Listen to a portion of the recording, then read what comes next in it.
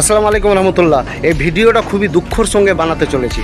এখনকার আমাদের যুব ভাইরা নিজেকে এত দুর্বল করে নিয়েছে যে কিছু একটু টেনশন হচ্ছে, কেউ দু চারটা কথা বলে দিচ্ছে আর আত্মহত্যার দিকে চলে যাচ্ছে, নিজেকে মেরে ফেলছে। তো আমার যুব ভাইরা তোমাদেরকে বলে চলি, তোমার টেনশন হযরতে ইউসুফ আলাইহিস সালামের থেকে বেশি না, যাকে নবী হওয়ার শর্তেও দিনদানে জেলে ডালা হয়েছিল। তোমার টেনশন হযরতে ইব্রাহিম আলাইহিস সালামের থেকে বেশি না, যাকে নবী হওয়ার শর্তেও আগুনে ফেলে দেওয়া হয়েছিল।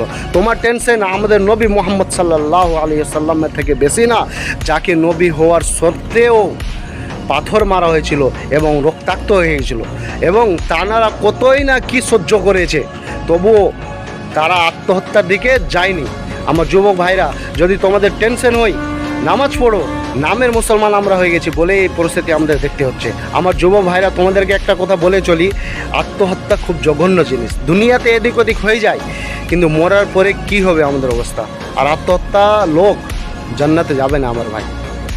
নিজেকে চেঞ্জ করো, নামাজের দিকে নিয়ে যাও।